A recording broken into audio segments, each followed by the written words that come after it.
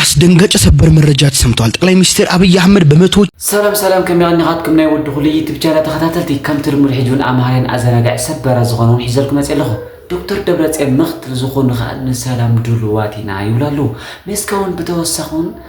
ዶክተር አብይ አህመድን ኣብ ዝተፈላልየታት ቦታታት ብምኽንያት ምርጫ ኢሎም ቦምቡታት እንዳለቐምና ይናውዒና በጣም ከቢድ ጽልዋ እዩ እናወደም ዝርከቡ ሕጅም በተወሰኹን ብዙሓት አዘናጋዕን አማራን ቪዲዮ ሒዘልኩም መጽለኹ ሰናይ ምክትታል ይኹን ምሳይ ጽልሑን ሕጅግ ናብተወና ናይ ሰላም ረሃዋዘን ጸጋ ብስራት ቀዲምና እስክንሪድ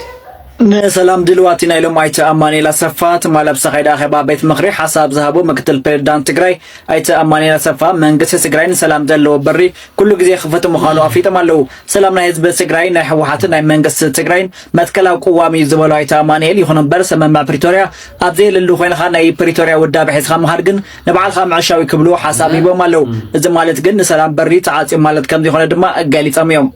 ኣለኹም نفت الزغط فيديو نخيت أظن حبيبي نسمع مسيت سؤال አስደንጋጭ ሰበር መረጃ ተሰምቷል። ጠቅላይ ሚኒስትር አብይ አህመድ በመቶዎች የሚቆጠሩ ቦምቦች በየከተሞቹ ሰራጭተው ነበር ብለዋል። ሲከራታቸው አንደበት አድምጡ። ይህ ምርጫ እንዲደናቀፍ በመቶዎች የሚቆጠሩ ቦምቦች በየከተማው ሲለቀም ኖረናል። ስንንቀሳቀስ ጥንቃቄ ይለያል። ለፈጣንና ወቅታዊ መረጃ የፎሎ ምልክቱን እንድትጫኑ ጋብዛለሁ። አመሰግናለሁ። እሺ ናይ ውድ ሁሉ ዩቲዩብ ቻናል ተከታተልቲ ያው ናተማሃርኩና ተዘናጋሁን ትሆን ሕጂ ናፍት ዝቅጽል ድማ ናፍት ዝቅጽል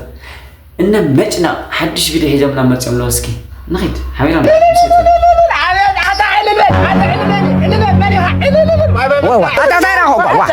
هون كخمسة بيت تعلم وقلب لي خانيرك هاي قلب أنا تايدي سمع اسكي سيب بعض خلنا نجرس زول الكاي مسلا كم كحوسي مسك حاوس واحد ما سلام يخلنا حوست زي فردك بيرمزنا علوت كمل كسلام كحوي انت حازيتهم صاكو يله بيرمز كمان يا مز مالتكو تنكسي سلك وايتا يا عالمنا انك تصبي خاني احزازنيا مالتكو وي بيرمز غرمكا هداوان نعت عرغنا الشماغلنا يولين معها سمون قنا تو يلمها لا الى ان خانو مغنياتنا حوينا بيرمز اذا ايش درك ندديا ايتوتو انا حكي زارزل حكي تفرح ايتوتو بيرمز بيزخونه سلك وايتا انغص عما هذا مجمرا شو ما استخاخلا كم تفلت ايتول نسخه اسمع اسكي بالعزتين مالتكو برمز قولا برمودا خون برمودا مالت حتى ماتيا برمودا لا رسخه تمام زاتراتيتي زمسازي امبرك حقلا ابوي زمسازي انا زمسازي انقل ايدي خمرت انا تيك توك يسرح عندي قل كم زي انزل ايداتات اي موصل بك بقى تغوص بقى دراما يكون ناتي غصين دراما اي يكون بقى كندي ايدياتات يسرح مخم زعين ايدي امرارت انا بزحت ايدياتات اللونيو قد كم زي انزل امرارت انا مسغوصم سخي مسباريهم مسغوصم سخي ايدياتات يمرت بتعم يوم كوميديا تغوصم كيترفه ازي كوميدي بقى دسبت اب تግራይ ሰላ ቲክቶክ ብዙሓት ስነጥበያን ነወጽ ይንርኩ ደስባል በቃ ሽኩራ ተከታተልታ ይወድ ሁሉ ዩቲዩብ ቻናል ተከታተልቲ ከምትሉ ምን ሕጁን ነተናጋውን ነተማርኩን ትኾን እስኪ ነፍት ንቅጽል ምሰጥ ጽልዑ ለማዓንቲ ካብዛ ሚዲያ ዚያ መልቀቅ ይላል ምሰጥ ሰበር ምርጫ ቦርድ ያልተጠበቀ አዲስ ሰበር መረጃ አውጥቷል። እናንተም ይህንን ሼር አድርጉት። ዛሬ ቀን ሙሉ ሲካሄድ የነበረው ሀገራዊ ምርጫ አሁን ከምሽቱ 12 ሰዓት ያልቃል ተብሎ ቢጠበቅም ምርጫ ቦርድ አስቸኳይ አዲስ መረጃ አጋርቷል። በዚህም መሰረት የድምጽ መስጫው ሰዓት ከምሽቱ 12 ሰዓት ላይ ያልቃል ተብሎ የተጠበቀ ቢሆንም ሰልፍ ላይ የነበሩ መራጮች ድምጽ ሰጥተው እስኪጨርሱ ድረስ ላልተወሰነ ሰዓት መራዘሙን ምርጫ ቦርድ አስታውቋል። እኛም በቅርበት ተከታትለን እንድናሳውቃችሁ ቤቱን ፎሎ ያድርጉም። دخول يوتيوب ቻናል ተከታተልት መደብና እንዳፈተሁም ተሉ ሕጁን አይወዳና እስኪ አውዙ ሰበር ዜናውን ያ ሐቢራ ንስማዕ እስኪ ኢትዮጵያ የኩነታትኮ ከሁሉ ጊዜ ሰበር መሳርሐና እንዲ ታይም እንገብ ኩነታት ከባቢ ከምፍላጥ ንጽቡይ እስኪ ሐቢራ ንስማዕ የአብይ አህመድ አሊን መንግስት በኢትዮጵያ ውስጥ በጉጉት የሚጠበቅ ምርጫ እያካሄደ ነው ብሎ የሚዘግብ አንድም የዓለም ሚዲያ የለም። የምርጫ ዲሞክራሲን ለዓለም ያስተዋወቁት ሀገራት መገናኛ ብዙሃን በጠቅላላ ሰሞኑን በተከታታይ የሚያወጡት ዘገባ ሁሉ በይዘቱ አንድ አይነት ነው። በኢትዮጵያ ውስጥ አንድ አስመሳይ ምርጫ እየተካሄደ ነው፣ ሊካሄድ ነው የሚል አብይ አህመድ አገሪቱን ጦርነት ውስጥ ከተው ምርጫ የሚል ማጭበርበሪያ ድግስ ጥለዋል የሚለውን ጆርናል ኦፍ ዴሞክራሲ ሲጽፍ በአንድ ሳምንት 3 አርቲክሎችን መጽሔትን ስለ ኢትዮጵያ የጻፈው ዘ ኢኮኖሚስት ደግሞ የአብይ አህመድ ስግብግብ የስልጣን ፍላጎት ኢትዮጵያን እየበተነ ነው ይልና እሳቸው ግን ህገ መንግስትም ቀይረው ፕሬዝዳንትም ሊሆኑ የምክክር ኮሚሽን አቋቁመዋል። ይህንን ምርጫ እንደ መርሃ ግብር ማሙያ የሚመለከቱት ነው ይላል። አልጀዚራ አገሩ በጠቅላላ ጦርነት ውስጥ ሆኖ የሚካሄድ ምርጫ ምን ይባላል ብሎ አፊዞበታል። ፍራንስ 24 ጋዜጠኞችንና ፖለቲከኞችን እስር ቤት አጉረው ምርጫ እያደረግን ነው አሉ ብሎ በብልጽግናዎች ላይ ይሳለቃል። ሲኤንኤን ያኔ የሰላም ሎሬት ናቸው ብለን የተዋወቅናቸው ጠቅላይ ሚኒስትር ቅልጥ ባለ የእርስ በርስ ጦርነት ውስጥ ሆነው እንደገና መሪ ለመሆን ምርጫ ደግሰዋል። እኒህ ሰው ማለት የሰላም ኖቤል በተሸለሙ ማግስት ኢህአዴግን አፍርሰው ካሳደጋቸው ፓርቲ ጋር ግጭት ውስጥ የገቡ አሁንም ባልበረደ መተላለቅ ውስጥ በምትገኘው አገር ጠቅላይ ሚኒስትር የሆኑ ናቸው። ለሶሻል ሚዲያ የሚሆንም ብልጭልጭ ነገር በአዲስ አበባ ሰርተዋል ይላቸዋል። ይህ ሁሉ ያበሳጨው የሚመስለው የውጭ ጉዳይ ሚኒስቴር ዓለም አቀፍ የሚዲያ ዘመቻ ተከፍቶብኛል ብሎ እያማረረ መግለጫ አውጥቷል። በእርግጥ ዓለም አቀፍ ሚዲያው የዋሸው ወይም የከፈተው አሊያም ያጋነነው አንዳች ነገር የለውም። ጦርነት እየተካሄደ ምርጫ ተካሄደ መባሉም ሆነ የኢስሙላ ምርጫ እየተደረገ ነው ተብሎ መዘገቡ ወድ ሁሉ ዩቲዩብ ቻናል ተከታተልቲ ሕጂውን ንቀጽል ሓቢርና ምሳይ ጽልሑ ምርጫ ዜና እስኪ ሰውን ሓቢርና ንስማ። ሰላም ጤና ይስጥልኝ ውድ አድማጮቻችን። ጋዜጠኛ ፈሓብ ወለም ይባላል። ለማንኛው እኛ የምንፈልገው መንግስት የከተማን ውበት የሚያሳምር ሳይሆን የሰዎችን ህይወት የሚቀይር ነው ሲሉ የኢትዮጵያ ወጣቶች ገለጹ። በዚህ ምርጫ ተያይዞ እኛ የምንፈልገው እንደ ቁርጥና እንደ ዱለት የተወሰኑ ሰዎች የሚገለገሉበት ሳይሆን እንደ ተባረከውና የተቀደሰው ሽሮ ሁሉን ህዝብ ፍትሃዊ አድርጎ እንደሚመራው ልክ የምንመርጠው ሽሮን የመሰለ መንግስት ነው ሲሉ አክለውም ገለጹ። ለዝርዝሩ የሚመቻችሁን ምረጡ። ሰላም። ሕጂውን አሞራ ሽፍታ ዝል ፓርት 1 ሒዘልክ መጽልኹ እሱን ሓዲና እንጀምሮ። አሞራ ይባል ሽፍታ እየ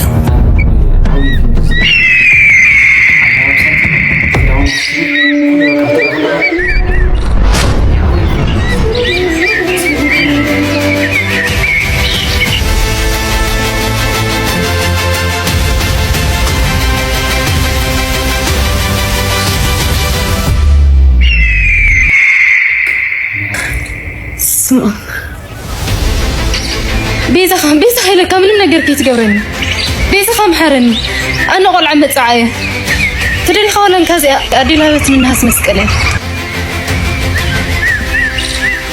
ጽዮን ጽዮን ዲሽን ጽዮን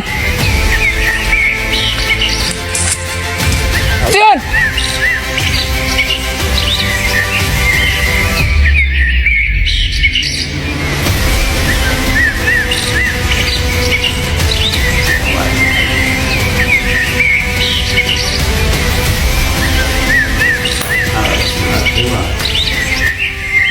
أتي سكافة ينرخي تخرج لنا نقصخي سويلة نوع لحسيني بري الخوان عنا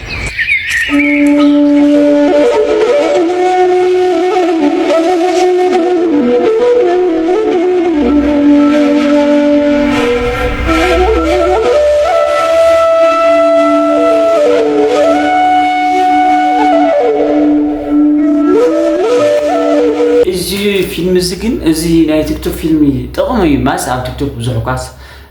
ምንም ቢዝነስ ያውልን ግን እዚ አሰራራህ እዚ በዛ አሰራራህ እዚ ግን ኣብ ዩቲዩብ አንዋሕ ብልካ ኣብ ዩቲዩብ ትሰርሕዎ ብጣዕሚ ተመራፂ ኣካይድ እዮም ጀሚርኩም ነው ቅጽሉሉ ብጣዕሚ ደስ በሃሊ ሕጂ እውን ሽሮ ከም ተማሪኽ ሰሚዕኩም ዶ ሽሮ ተማሪኽ ኮይ ሰሚዕኩም ዶ እንቋዕ ሰማዕኹ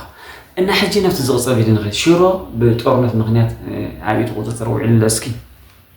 ሓቢራ ንኽእል ዱለት ግንባር ብለው ቁርጥ ቆረጣ መጣ ብለው ካብ ዘይት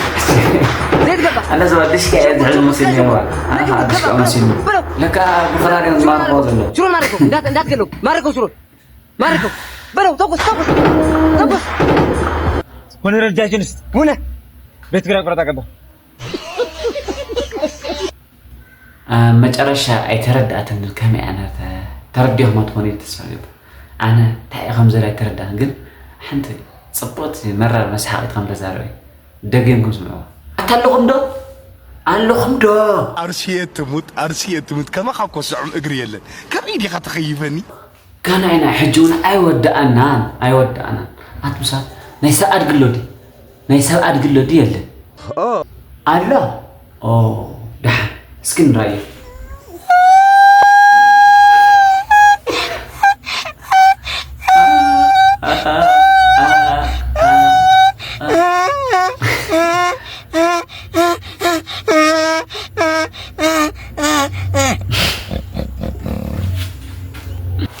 كفلو أنا خمس جرمن مجرو زي قرور ني أدق غيره ولا مرت أبا أتاب ساعات خمس عينتني أدق خمس اللي أدق كوي بك أتوعت عادي إذا بس ما أنا تجاجم كحدا مع يسعنوها كده بلوز اللي خلاهم تغير تخدني حدا تنك نارك تغير كلها أقدر أنكم ودي كواس برا محور كخت تسمسك أدق مسيا ولا سمي تغير سنها تنك ولا تود دخلها سوري خورا تنك نارك ودني أدق مسيا ولا إذا يزاوروها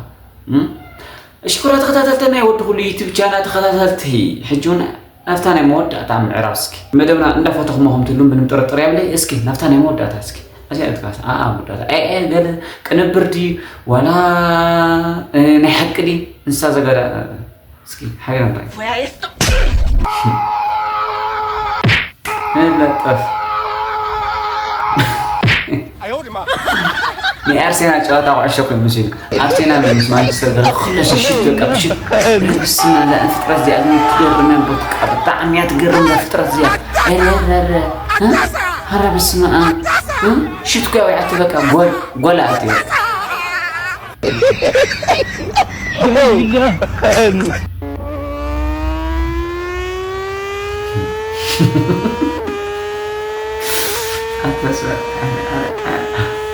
أركن بك أركن أنا هقورت كذا فيديو زي يترفعنا لك أركن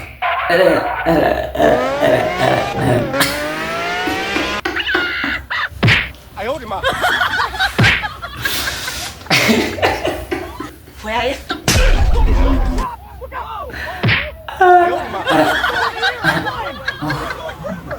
أنا بزهقتي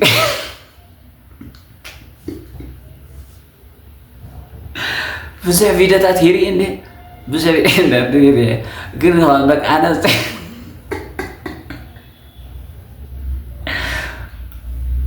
أنا كنت ما كارت قلنا إيدك مرهو أنتم ذاك أورسات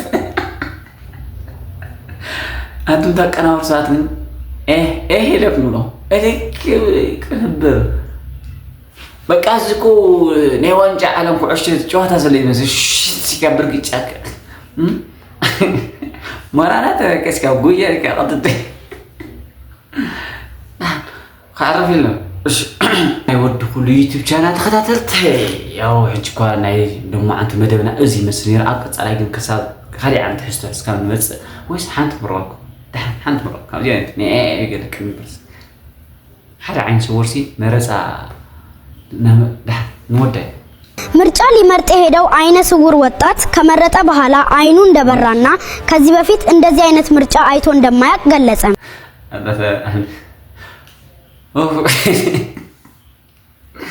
እሺ ኩራ ተኸታተልትና ይወድ ሁሉ ዩቲዩብ ቻናል ተኸታተልታይ ናይ ደማዓት መደብና ፈቲኹም ሞቅል